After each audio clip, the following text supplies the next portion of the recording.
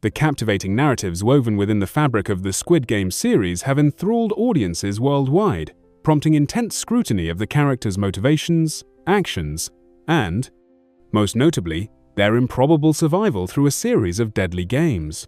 Among the most intriguing figures are the enigmatic frontman and the seemingly frail but surprisingly resilient Il-nam. While the series masterfully unveils their intricate roles and underlying intentions, the subtle nuances of their survival strategies warrant a deeper exploration. This analysis aims to dissect their calculated maneuvers across each perilous game, shedding light on the distinct approaches they employed to navigate the treacherous path to survival. The frontman, a master of manipulation and strategic absence. The frontman, a figure shrouded in authority and bearing the weight of a complex past, adopts a markedly different approach to the games compared to the other participants. His survival is not predicated on brute strength or immediate participation, but rather on strategic observation, calculated intervention, and the manipulation of the game's dynamics to his advantage. Red light, green light, the privilege of observation. In the inaugural game, the terrifying red light, green light, the frontman's absence from the playing field is conspicuous. While hundreds of desperate contestants face the immediate threat of elimination by the lethal gaze of the giant doll, the frontman remains in his chambers, a silent observer of the unfolding carnage. This strategic non-participation is not merely a matter of convenience, but a deliberate act that underscores his unique position within the game's hierarchy. His absence serves several crucial purposes. Firstly, it shields him from the inherent risks of the game, where a momentary lapse in attention results in instant death. Secondly, it allows him to maintain an objective perspective, observing the player's reactions, their alliances, and their vulnerabilities, without the immediate pressure of survival. This detached vantage point provides him with invaluable insights into the psychological and social dynamics at play, information that he can later leverage to his advantage. Furthermore, his absence in the initial chaos ensures that his identity and authority remain concealed from the majority of the players. In a crowd of 456 strangers, his non-participation is unlikely to raise suspicion or draw unwanted attention. This anonymity is crucial for maintaining his control and executing his subsequent manipulations effectively. The narrative subtly hints that the frontman's involvement in the games is not driven by the same desperate need for financial redemption that motivates the other players.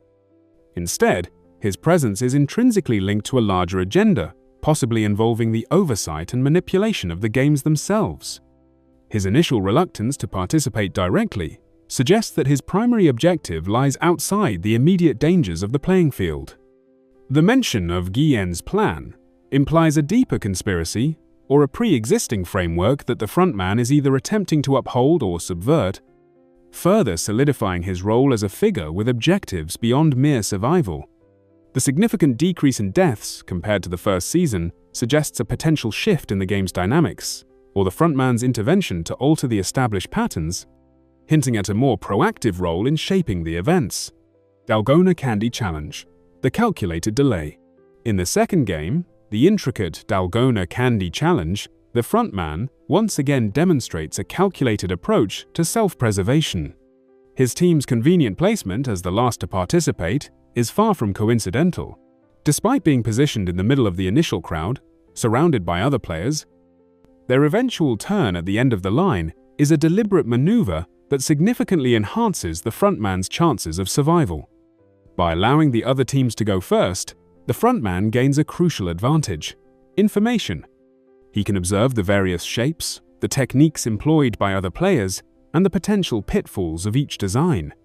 This observational period allows him to strategize and prepare mentally for the specific challenge his team will face. Moreover, the late turn introduces a critical element of risk mitigation. If the frontman's team were to fail, and the preceding team were to succeed, the guards would be preoccupied with eliminating his 4 teammates after the winning team had safely exited the playing area. This delay creates a window of opportunity for the frontman. With his team eliminated and the guards momentarily focused elsewhere, he could potentially evade immediate execution. The narrative even entertains the possibility of the frontman allowing Gi-hun to survive this round, albeit as a captive audience to the remaining games. This speculation underscores the frontman's potential for strategic cruelty and his capacity to manipulate individuals for his own twisted purposes. The delayed participation in the Dalgona game is a testament to his calculated risk assessment and his ability to leverage the game's structure to his advantage. Marbles Game: Exploiting Chaos and Isolation. The emotionally charged Marbles Game presents a different set of challenges, one that requires direct interaction and strategic maneuvering within a chaotic environment. The frontman's survival in this round hinges on his ability to exploit the disarray of team formation and his cunning in isolating himself. The initial pandemonium as players scramble to form pairs provides the perfect cover for the frontman's strategic retreat. While others are preoccupied with finding partners, he can easily separate himself from Gi-hun and seek refuge in an empty room. This isolation is key to his survival, as it removes the immediate threat of direct confrontation or betrayal by a teammate. His seemingly altruistic act of sacrificing himself by claiming he could find another teammate when the team size was announced as 4 is a clever deception. It allows him to further distance himself from Gi-hun and create the opportunity to secure a solitary hiding place. Gi-hun's inability to locate the frontman amidst the chaos confirms the success of this strategy. The subsequent encounter with Yong-ho and another player in a room presents a more immediate threat. However, the frontman's decisive action of eliminating the third player demonstrates his ruthless pragmatism and his unwavering commitment to survival. He correctly assesses that a 3-person stalemate in a timed game would place him at risk, as the guards would likely eliminate the other 2 first, potentially leaving him vulnerable in the aftermath. By taking preemptive action, he ensures that the confrontation is reduced to a one-on-one scenario, which he can then control. The narrative even suggests a contingency plan had there been 3 players remaining. The frontman's ability to feign death and be escorted out by the guards highlights his deep understanding of the game's protocols and his willingness to exploit any loophole for his survival. The Marbles Game showcases his adaptability and his capacity to turn chaos into an opportunity for self-preservation. Glass Stepping Stones: The Unseen Guardian. The perilous Glass Stepping Stones game, with its unpredictable fragility, presents a unique challenge where direct intervention seems impossible. However, the narrative implies that the frontman's survival here, had he participated, would have been ensured by the unseen protection of the guards. The constant surveillance by the control room staff, equipped with night vision and thermal detection, would have allowed them to closely monitor the frontman's movements and any potential threats. The immediate intervention of the guards in the special game when the frontman was attacked suggests a standing order to protect him from harm. This level of protection would likely extend to the Glass Stepping Stones game, with the guards poised to intervene should he face imminent danger. Furthermore, the frontman's display of power in defeating Thanos and Nam-ju would have served as a deterrent to other players. The fear and respect instilled by this demonstration would make him a less appealing target, further enhancing his safety. The presence of easier targets, such as the old lady, would naturally divert the attention of desperate players away from the formidable frontman. The comparison with Il-nam's vulnerability in the special game underscores the frontman's privileged position. While Il-nam, despite his apparent frailty, faced a genuine threat due to his age and perceived weakness, the frontman's authority and the guard's implicit protection would have shielded him from similar dangers in the Glass Stepping Stones game. Tug of War: The Weight of Authority. The Tug of War game, a test of brute strength and teamwork, might seem like a scenario where the frontman's individual influence would be limited. However, subtle clues suggest that his survival here, had he participated, would have been far from uncertain. The observation that every player had a lock on their shackle except for Il-nam raises a significant question about the frontman's potential status. It is plausible that, like Il-nam, the frontman's shackle would also have been unlocked, granting him the ability to release the rope and avoid being dragged to his death had his team lost. Furthermore, the delayed cutting of the rope after the winning team emerged suggests a level of control over the game's mechanics that could have been exploited. If the frontman's team had been losing, he could have released the rope, potentially causing the winning team to fall as well due to the delayed severing of the rope. The chaos and confusion resulting from such a scenario would have obscured the true nature of his survival, allowing him to escape suspicion from the remaining players.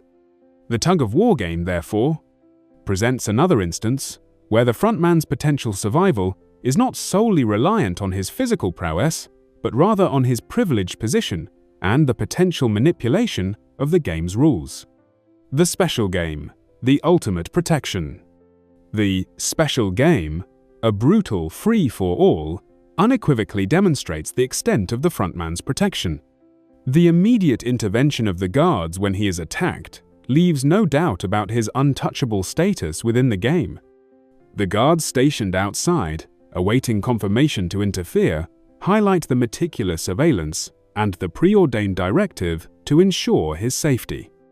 The advanced surveillance technology, including night vision and thermal detection, further reinforces the notion that the control room staff maintained a constant vigil over the front man, ready to neutralize any threat before it could materialize. This level of protection underscores the fundamental difference between the frontman and the other players. He is not merely a participant, but a figure of authority whose survival is paramount to the game's operation. The fact that no one dared to target him, despite the presence of seemingly easier targets, speaks volumes about the fear and respect he commanded. His earlier display of power served as a potent deterrent, solidifying his position as someone not to be trifled with. The special game serves as the ultimate testament to the frontman's guaranteed survival, a direct consequence of his unique role and the power he wields within the Squid Game structure. Il-nam, the illusion of vulnerability and pre-programmed safety. Il-nam, the seemingly frail elderly man who befriends Gi-hun, presents a contrasting approach to survival. While he actively participates in the games, his survival is often attributed to a combination of perceived weakness, strategic alliances, and, as the narrative later reveals, a level of preordained protection. Red light, green light, the doll's mercy. In the initial red light, green light game, Il-nam's survival appears miraculous. Despite his age and physical limitations, he manages to navigate the deadly pauses and sprints without succumbing to the doll's lethal gaze. However, the narrative subtly suggests that his survival is not entirely due to chance. The implication that the doll was programmed not to scan him indicates a level of prearranged safety, shielding him from the immediate threat faced by the other players.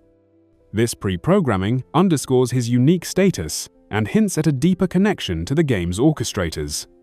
Dalgona Candy Challenge, the power of choice and concealment.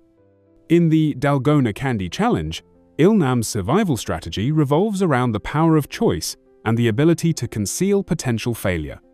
When the four friends decide to split up and choose different shapes, Il-nam allows Gi-hun to pick first, expressing confidence in his ability to survive regardless of the chosen design.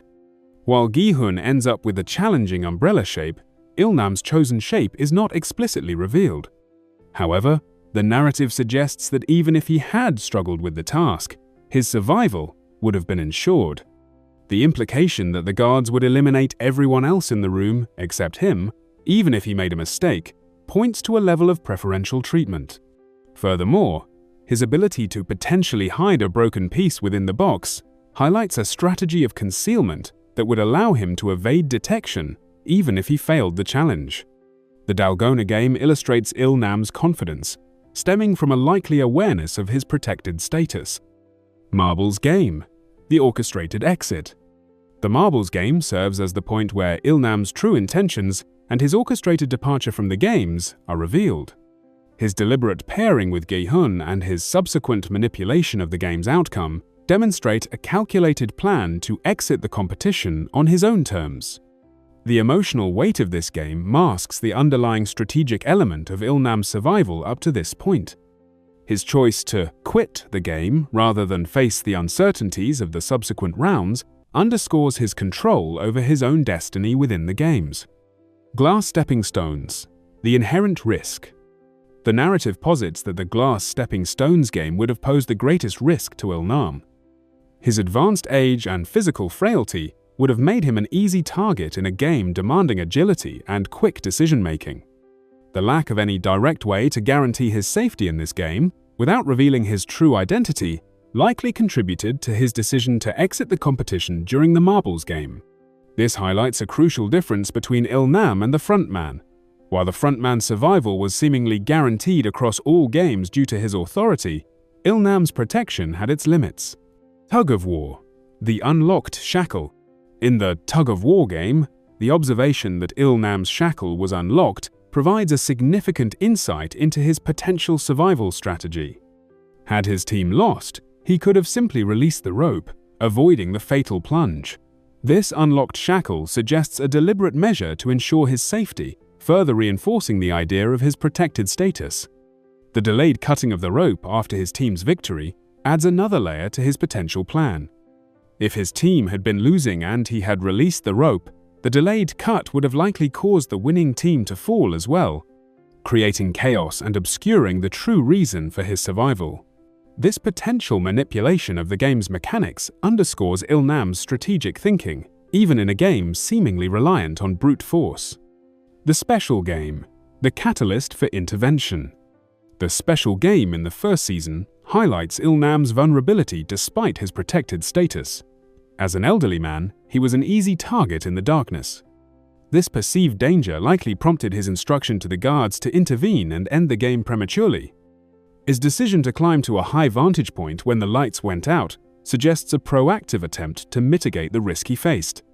The Special Game underscores that while Il-nam enjoyed a degree of protection, it was not absolute, and his survival still required a level of strategic awareness. Conclusion: 2 paths to survival. In conclusion, both the frontman and Il-nam employed distinct yet effective strategies to navigate the deadly Squid Games. The frontman's survival was predicated on his authority, strategic absence, calculated manipulation of the game's dynamics, and the implicit protection afforded by his position within the game's hierarchy. His actions were driven by a larger agenda, seemingly related to controlling or altering the games themselves. Il-nam's survival, on the other hand, was facilitated by a preordained level of protection, strategic alliances, the exploitation of his perceived vulnerability, and a calculated exit from the games when his continued safety could no longer be guaranteed without revealing his true identity. While the frontman's survival was a consequence of his power, Il-nam's was a result of his unique position as the game's orchestrator, operating under the guise of a vulnerable participant. Both figures, in their own ways, defied the odds, showcasing the complex interplay of power, manipulation, and predetermination within the brutal world of the Squid Games. Their contrasting approaches to survival serve as a testament to the intricate and often deceptive nature of the games themselves.